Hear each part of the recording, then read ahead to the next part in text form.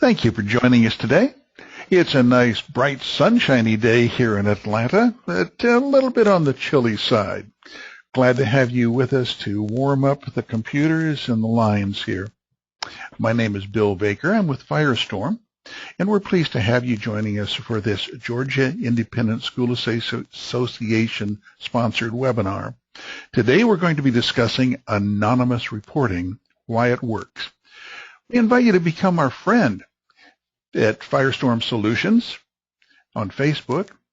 We can also follow us on Twitter, Firestorm Soul. And yes, there's even a hashtag. That hashtag is Crisis Coach.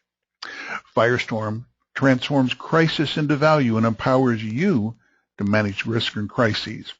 Firestorm's expertise is crisis management, critical decision support, crisis communication, crisis public relations, and consequence management.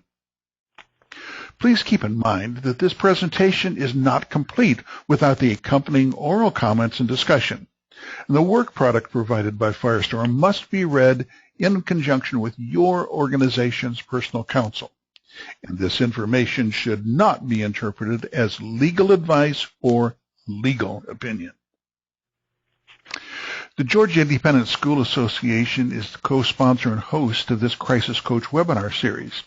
Today, we're discussing building an intelligence network at your school, anonymous reporting. Jim, do you want to say anything? Jeff has not been able to join us today. Do you want to take his commercial break here? I will do Jeff's commercial break, and it's more of an informational one than commercial. Jeff's the president of the Georgia Independent School Association, and if Jeff was here, he would make a statement that he's glad that we're supplying information to help you and your schools to understand and do better. There are many things coming up. The head of school meeting is next month, and that's a great opportunity to get and receive more information about what's going on in the school marketplace. And there are several challenges that are coming through as our legislation is in session here in the state of Georgia. Well, my name is Jim Satterfield. I'm the president of Firestorm, and I'm glad to be with you today to talk about anonymous reporting and creating an intelligence network. And hopefully we're going to frame a few things. And there is a program that Jeff and I are working on together to create an anonymous reporting network for the schools here in the independent schools in the state of Georgia. So we'll be sharing more with you about that later in the spring. And it's been an interesting program to see it start to come together. All of us are faced with, can we identify our next crisis? Can we identify our organization, our school's next crisis? And the words are there, we can, but more importantly, you can. You need to be able to understand what's going on within the school and take advantage of having plans in place and steps prior to that disaster occurring. And we're talking about things beyond the weather, the tornadoes, the winter storms, as we've seen the anniversary of last year's storms just passed here in the Atlanta area. It's talking about things that could be occurring within your school that would give you concern. And as we think about creating this, the question comes around, how do you know what you don't know? And that's creating an intelligence network. And we'll outline again the 4 elements of that, having background checks done, the monitoring of social media, dealing with behaviors of concern, and then our topic today, which is anonymous reporting. Our goal is always to know today what will happen tomorrow. That has to be our primary focus as we think having an intelligence network in our school and the difference that it would make. We follow a predict, plan, perform process as we look at each one of these individual areas. And it's the ability then to transform the uncertainty that we feel every day in our schools or around events as they occur into certainty and having metrics to understand. So the process that we use to do that is one of listening of what's being said in our school community and then looking at particular individuals, persons of interest, looking at behaviors. Excuse me, hopefully that didn't blow the microphone out of your ear as we talked around it. And then to respond in each of those individual areas. Now, we're going to continually hit this theme of listen and look as we focus on building intelligence networks. And listening is more open. It's a general situational awareness. It's the idea that you look at streams and phrases and words, and we think a lot of times around social media, and there's a concept here that becomes extremely important, and we're going to stress this many times today. When we looked at the past events that have occurred with violence in our schools, the statistics are that 80% of the time someone else knew, and over 2/3 of the time 2 or more people know. When people know things, they talk. And where do they talk? They talk on social media. And so the ability to listen to hear what's going on within your school becomes absolutely critical. And we'll expand on this even more next month. Looking is then when we come and we have found a person of interest, we have an event or a threat that's out there, looking at it and understanding it. Looking then becomes a targeted awareness. Now, social media is not random. It's targeted. And so understanding that and then applying it within your school becomes absolutely critical at every step along the way. So I want to have you keep these 2 words in mind as we talk more about this conversation and why it's important that we are listening. And it ultimately is going to require a cultural shift within many of our schools to make sure that everyone understands that it's safe to say something. There's a mentality that says snitching is bad, so we're not going to talk about it. You've seen in previous webinars where we've shared a picture of a student in a classroom with a gun, and then when you look down at the bottom, you find that some 34 students had circulated that picture, but none of them had come forward. That's what we're here to talk about today, of how can we get that knowledge shared in time that we can take action before it turns to an act of violence. So an intelligence network combines the 4 things that you see on the screen: the background checks, the anonymous reporting, the behavior risk threat assessment, that's the BERTHA program, and then finally social media monitoring. Those 4 working in concert create the intelligence network that you can understand today what's going to happen tomorrow. Now, as we look at that definition of crisis, it becomes very important that it's a risk event for which one has not identified the vulnerabilities and exposures, has not developed a plan, and therefore does not know how to respond. If you don't plan for this, it's not going to help you when you need help at that point in time in your school. So planning in this direction, having the intelligence network, having that set, really will make a difference in the outcomes and the impacts of these types of events. The quote on this screen is one that unfortunately we see repeated in various variations on a regular basis. I knew when it happened that that's probably who it was, and I took the name of the teacher out. It said, referring to her former pupil, I would have been shocked if it wasn't. Now think about this statement for a minute. Here's a teacher that identified a student that had behaviors of concern, and no one came forward. We see, after an episode of violence in a school, statements like this in almost every occasion, where someone else knew and they didn't come forward. Remember the statistic that I had said earlier, that in most cases, over 2/3 of the time, 66%, that more than 2 people knew, and it's our opportunity to then respond at that point, not when the violence occurs.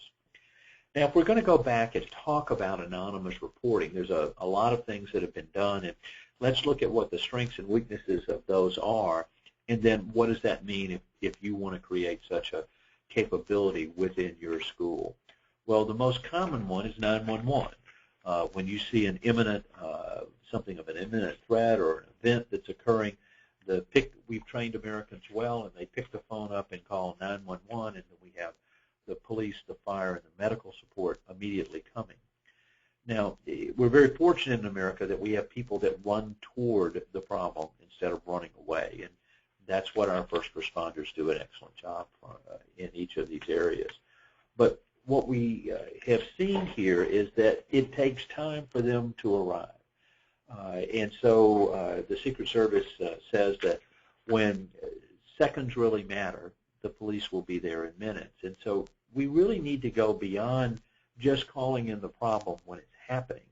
We need to understand that there's a problem that may occur, take that action in advance so that we don't have the delay of help arriving. That's an important differential when we think about anonymous reporting versus picking up the phone and calling 911 and sharing that information. Now, in the Atlanta area this year, we've seen a couple of examples where calling 911 actually led to some issues. We had a lady who drove off the road and into a lake, and as the car was going under, she was calling 911, but she was just out of the county into another area, and a different cell tower got it, and so when it went to the 911 center, they could not locate her, and it took 20 to 30 minutes for help to arrive, and unfortunately it was too late. So we can't wait for the emergency to do the reporting. We have to do it earlier. Now, in the state of Colorado, before we go to Colorado, let's talk about Homeland Security. I got out of order here as we were talking. Homeland Security, ever since 9/11, has been working on a program to see something, say something. And it really became further activated in 2010, as you can see on the list here. It has not been a great success. We're not getting all of the reports that the 330 million people in America would be seeing things and coming forward.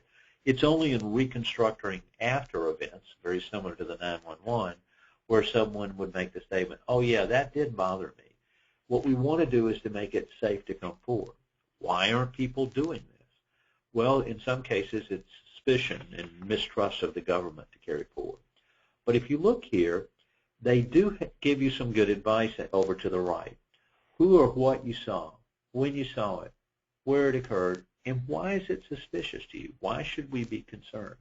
You also see the admonition here that if it's an emergency, call 911. We're not going to go through a long process if it's actually an event that's carrying forward. If you want to understand more about that, I would encourage you to go to Homeland Security's website, and you'll see a great deal of information that's coming out of those areas. So this is an area to be aware of. It's out there, but yet it's not going to help us in our school, and that's what our conversation is today. Now, as I talked about, there is a state, Colorado, that's put together a program, and that program is called Safe to Tell, and they get hundreds of calls on a regular basis, and they've identified students at risk of suicide or violence, and this is all coming out of the aftermath of the Columbine experience. And by the way, when you say Columbine, we all think of the shooting. We do not think of the events, the fact that that's the state flower for the state of Colorado. But this site has worked well. It's being, by the way, manned by the 911 center in the state of Colorado as those calls will come in. And it really forces that you can come and anonymously report. But there's always concern here. If you look at this page off the website, I direct your attention to the middle of the screen where you see the word disclaimer. Should Safe to Tell become the victim of prank calls, the line will be forwarded and traced with law enforcement notified immediately.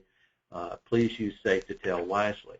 What that tells me is that it's not anonymous. And so that causes some limitation and some reluctance of individuals to come forward because they're afraid that, in fact, it truly isn't anonymous. Have young people, have students come forward and reported things? Yes.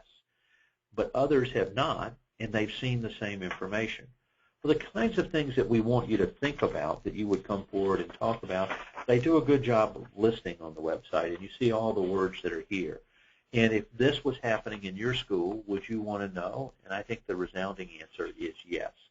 And that's been what Jeff and I have been working on, and as we've been focusing about how can anonymous reporting work in the Georgia Independent School Association and coming forward.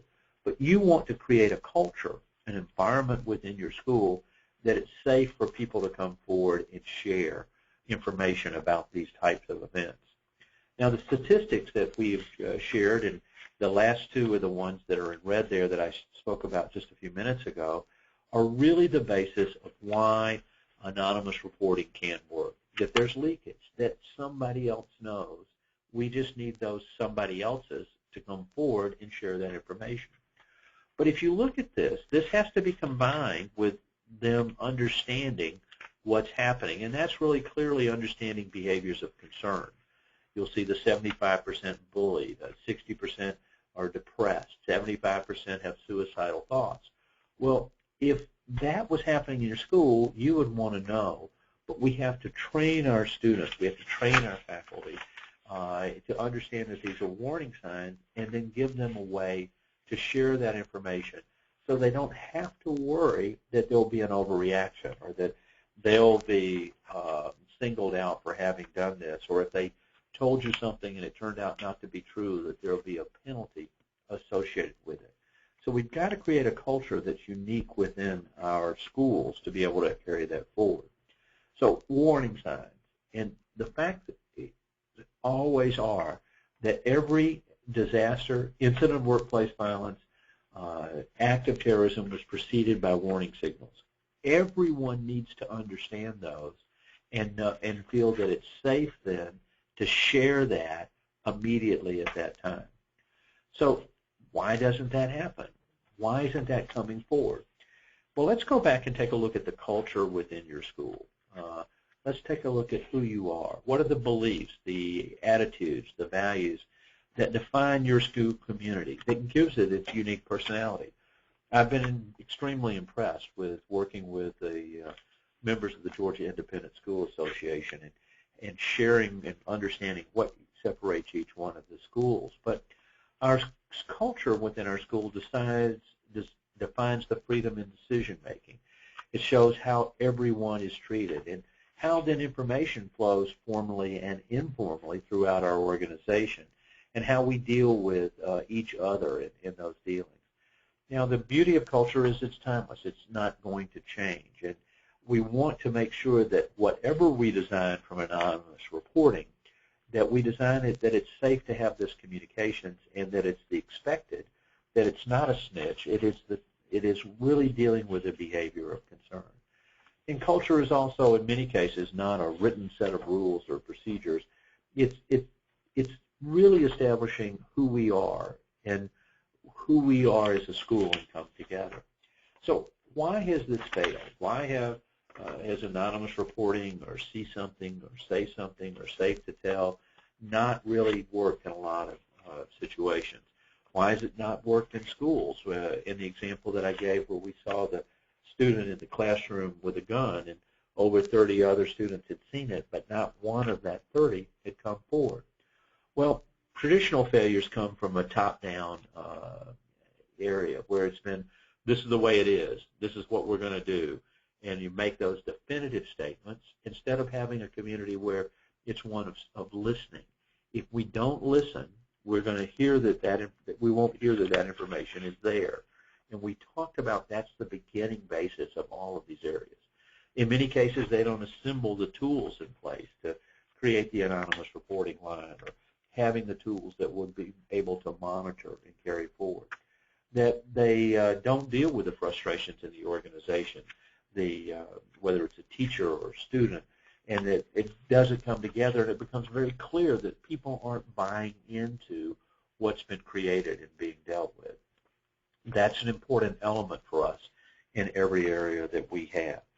So if the program that you design to have individuals feel that it's safe to come forward doesn't fit the culture of your community, then it's not going to happen. And then therefore the information is there, people will see it, but they're not going to say something. So what we want you to do is to think about how you would create a culture of communications within your school community. It's got to align with your culture. It's got to align with who you are, the integrity, the moral values, and the environment that you establish within the school, and that it's got to be understood that it's safe to share this information, that it is expected that information is shared, and that there's value in doing that. And it's really embedded in a sense of preparedness for everyone, that we all have each other's back, that we're going to help each other as those elements come forward. And so instead of sending a way that we just send out messages and announcements, we really want to build a culture of communications, that this is a two-way process. It's not that we're just sending out a notice. We're just not making an announcement over the PA system. We are looking to have this become a community, and a community that communicates one with the other. So listen and look. Listen is one of the most important areas that we have. We have to listen to what our students and our faculty are seeing and hearing and recognizing, and then when there is an indication of a problem, we have to look very closely at that. That's the specific aspect of carrying this forward and validating it and what's going through. The intelligence network are all the things we talked about. If you're not monitoring social media today, then you're not going to know today what will happen tomorrow. And I think our goal in communications is always going to be that, to know today what will happen tomorrow. And so that has to create an environment that, in fact, that it's safe to communicate, that our culture is there. So the first thing that we do in this area, if we're going to try to create a culture of communications and have an anonymous reporting program within our school, is that we have to understand what's there today. And we need to really see that that starts from the top. If we're not communicating openly, directly back, sharing these elements within our school, then we're creating an environment where it's not going to be safe to communicate. And even if I did, nobody would be listening. So it starts from the very top of our head of school. It's from our board. It's from our teachers. It's from all aspects with who we are. Now, we've got to keep communication simple. If this becomes difficult, if I've got to fill a form out, if I have to go through hoops to get it done, if there's only one way, then that information will be lost before it comes to you. It becomes extremely important then that we keep it simple and easy to use as we carry it forward. So as we look at our culture, we need to know where we're starting, what's the baseline, and then monitor how it changes. I would recommend that you do surveys of your school community, interviews with selecting and understanding what's in the environment today, and then if there are problems, if there are issues, develop a plan to confront those first, and then the anonymous reporting capability will suddenly become activated and become much more effective. If we don't start with understanding the culture, then we're going to have a failed effort in this area, and we'll have a hotline or a tip line that won't be used, and behaviors of concern will be occurring, and we'll be unaware. We've got to maintain relationships with their leaders and set the tone from the top of the school all the way down. And our leaders also are students. It's the people that the other students look up to that would share and let them see that it's okay to bring this knowledge forward. And culture will change as our leaders change. A new head of school might bring a different environment and an approach there. It needs to become integrated with who we are and what we're doing at every step along the way. So that question that we started with on a slide a little while ago, can you really predict a crisis? Can you identify your organization's next crisis? The answer is yes, but you have to listen and look. Not only do you need to know the warning signs, but everyone in your school community need to know what those warning signs are. And then understanding them, that we need to understand what's the trigger of a crisis, that this type of an event, and if something that's happening in a family at home, some type of an abuse structure, some type of a frustration that would be going on, bullying is an example. And we're not only concerned about the bully, we're concerned about the person who was bullied. Many times the acts of violence are created by the person who had been the victim in the bullying process, to have them feel like they have no choice but to act out and to carry forward. So as we look at this, there's our research and looking in all of these situations, that there's patterns of how these indicators come together that can really be shaped by the frequency and severity. And as they continue to go forward, we can say this one has a high potential to be something that's quite severe, or this is going to be recurring on a regular basis, frequency, severity. Those are the aspects that this has to become a part of the culture.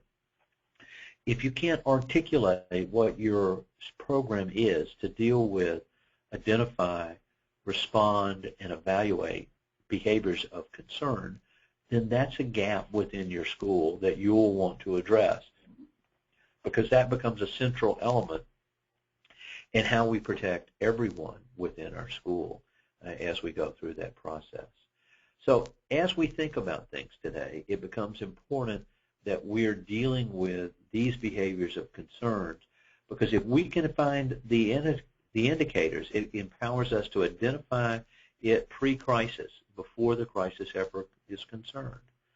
Now, the quote that we gave you earlier from a teacher where they said, well, I wasn't surprised that this is the person. Wouldn't you have wanted to know that before that drug came to school that there was a potential problem? Wouldn't you want to know that before the drug overdose occurred that we were having students that had a substance abuse problem? This is what an anonymous reporting line can do within your school and within your school community. So it only works if everyone understands the warning signs. And we talked about this last month in our webinar, and if you didn't have a chance to listen to that, it's available on demand at no cost. So I would encourage you to go back and look at that.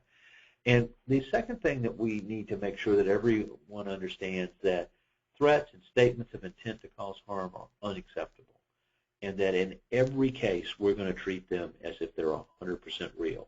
We have no choice but to do that within each of our schools. And if someone observes a behavior of concern, if someone hears or sees a threat, then we want to create an environment that it's safe for them to come forward and share that information. If they don't, it's there and you're unaware of it. That becomes extremely critical in everything that we're trying to accomplish and build as we go forward. So if you see an individual who's exhibiting those behaviors of concern, then we're looking for the anonymous report that will check it out. Now, if the investigation is done, if the analysis that goes on feels that it is not, in fact, serious, then nothing's going to happen. But we have to put this in place as we look forward to it. Now, predictable intelligence, that's where someone tells you something, shows that communications is the most perishable form of intelligence. So if somebody told you a concern in July and we didn't do anything until February, where we are, the value of that will have changed. Knowing about this in February for an event that occurred in January doesn't do us any good. So the timing here, intelligence has a very, very short life. What it means is that once you receive this information, however it comes in, it must be acted on, and we must act on it the same way every time. If there's a process of intervention, if there's a process of evaluating the behavior of concern, we want to do exactly the same steps, exactly the same way, each and every time. That becomes critical to us as we carry forward. So when we think about predictive intelligence, it's made up of two parts, hard and soft data. What do we mean by that? Soft data includes human behavior, intuition, experience. You just look at it and it didn't seem right to you. That's a soft piece of data. When we have an email, when we have a media posting, a social media posting, some of those threats are of intent. Well, that's hard data. It's something specific. It's tangible. We can find it and carry forward. Those are the issues that we call hard data. Now, there's some good news here. Hard data is something that we can use technology to see. We don't have to wait for the anonymous report to come in. We can have a setup to understand what's going on. We had a client that's in a large company, and we took one of their distribution centers, and we set up a geo fence around it to look at the communications that were coming out of that particular warehouse location. And we found an employee there who had made 80 postings on social media in one 8-hour shift. 80 postings, one 8-hour shift. Sounds like the guy didn't have a lot to do. And in fact, one of his postings was, in fact, that he was bored. And he was sharing this information with his friends and his contacts. And as it went on, it indicated that he felt frustrated at work and he was having difficulty, and that he was having a problem with his boss, and that the problem seemed to be racial in orientation. And as the day continued on, and at the end of the day, he was concerned enough that he said, you know, the only way to resolve this is with a gun. I'm bringing a gun to work tomorrow and settling it. If you had a student that felt like the only way that they could resolve a problem was bringing a gun to school tomorrow, would you want to know? And the overwhelming answer is, of course, yes, I would want to know that.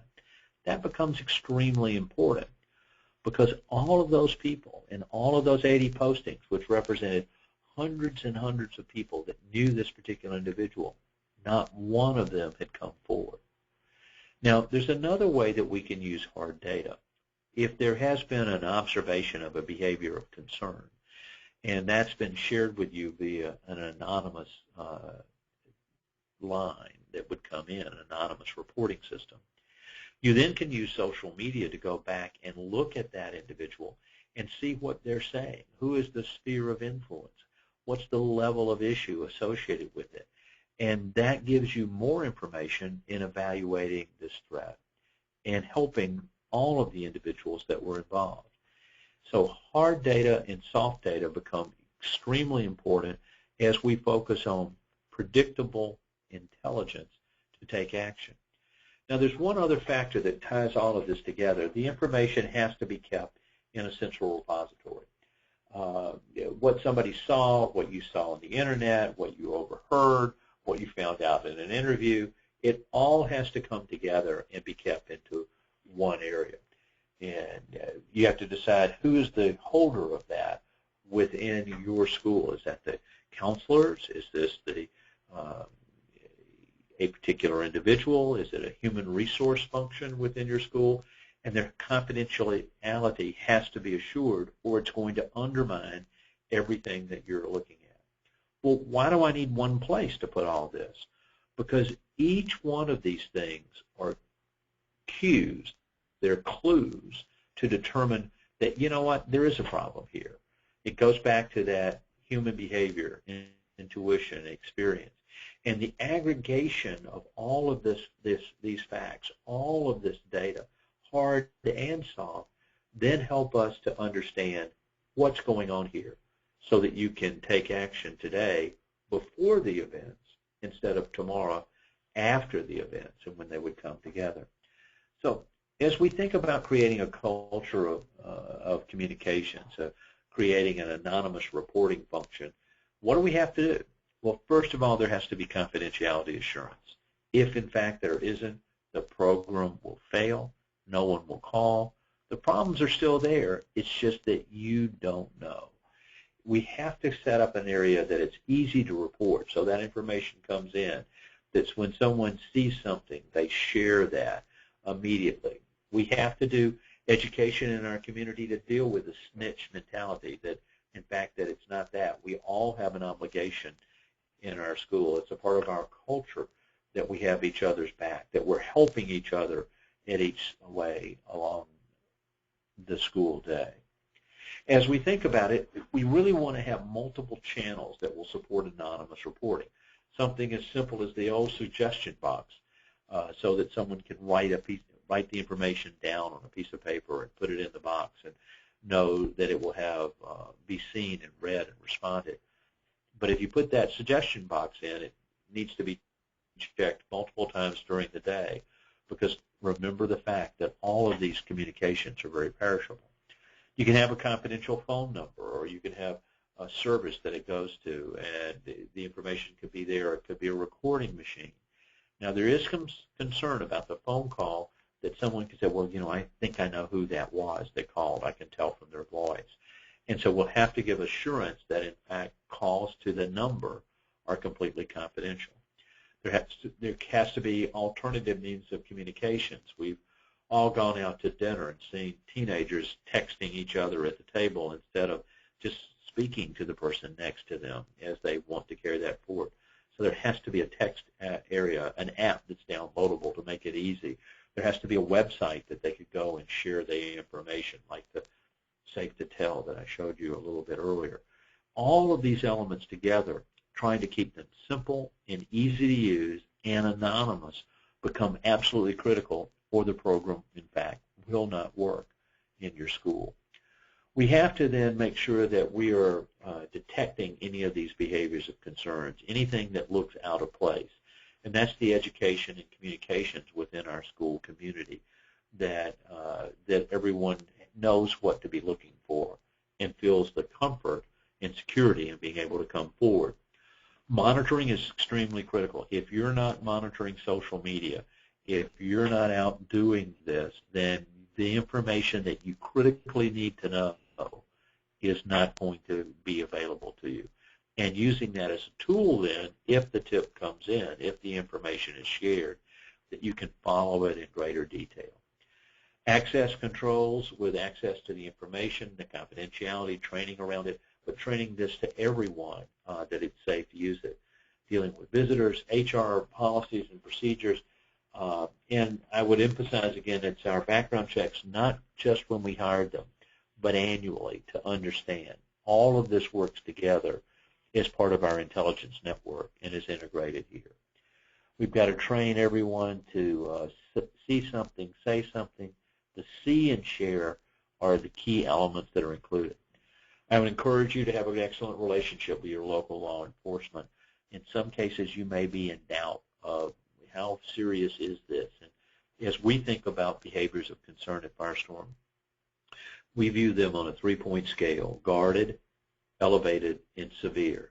At that severe level, now we're feeling that the probability of violence is quite high, and so the level of intervention needs to come quickly and decisively. Outside relationships can also be helpful with psychologists or forensic psychologists that can help analyze this behavior and render it. And then finally, there has to be a testing. If you don't test your plans, you don't know that they're going to work. Now, that's the reason why you do fire drills at your school, or you might do armed intruder drills, which I would encourage you to do. But let's test our ability of our students seeing something and coming forward and talking about it. Let's design a test where we go through and see if the information that's out there comes back to you. If you find, when you do this test, that no one reports it, now you know that the culture of communications that you thought you had in your school community, you in fact don't have. Testing is one of the things that you can do today to assure that you have established that open communications, that people feel that it's safe to come forward and share information, that their confidentiality is assured, and more importantly, that they recognize the behaviors of concern and they see it and they share it. If they don't, the program won't be successful, and you won't know what's going to happen tomorrow in your school. So that brings us to our conclusion today. Do you want to know what's going to happen tomorrow? If you answer no, then that makes our job much easier. But can you afford not to know? If it's possible for you to have known about this, how could you explain to a parent, well, we weren't looking, we weren't listening, we didn't understand? If you're explaining, you're losing. But worse than that, we've had a child hurt. We've had a death. This is an unacceptable position for any of us who are dealing in an education setting. So what can you do? You can contact us, and we can help you align your plans to standards and best practices. We can help you create your own intelligence network, or even schedule some crisis coach training to assist you and your people to make sure that your community is ready to hear what the messages are. If you haven't had an assessment of your school's plans, I would encourage you to do so. This has been underwritten by the Georgia Independent School Association, so it doesn't cost you anything. And then you'd understand where your school is relative to standards and best practices. It's a $2,500 value, and it's available at no cost. Thanks to the Georgia Independent School Association for sponsoring this Crisis Coach webinar series and sharing this information with with you today. I would encourage you to reach out to Jeff and the organization if you've got questions. They're there to help and respond at any point in time. I think as we focus on this, our goal here is to know today what will happen tomorrow. You've got to create an intelligence network. Anonymous reporting plays a key role within doing that. If you've got questions for us, you can contact us at firestorm.com. You can send an email to webinars@firestorm.com, or you can call us at 800-321-2219. All of these elements come together to make a difference. We have a responsibility to everyone in our school community, our students, our parents, our teachers, our staff. We want to have a safe, healthy environment, an environment to grow, an environment to learn, to instill the values that will mean a difference in the lives of all of our young people for years to come. Anonymous reporting, creating an intelligence network are certainly stepping stones in that journey. If you can find a way that everyone understands it's safe to share what they're concerned about, it's safe to come forward when there's a behavior of concern and letting you know about it. That's what our goal is. That's where we're looking to achieve this in the program. We'll be sharing more with you in the coming months about the program that the Georgia Independent School Association is putting in place to help you in this area, plus help you in any of the other areas that we've been talking about. There's a lot to learn. There's a lot to do. I want to thank you for your commitment to our young people and the programs that you're already doing in all of your schools. Thank you very much. Have a great day. I look forward to next month where we continue discussing this area about how do you know what you don't know, creating an intelligence network. Thanks, everyone. Stay warm. Goodbye.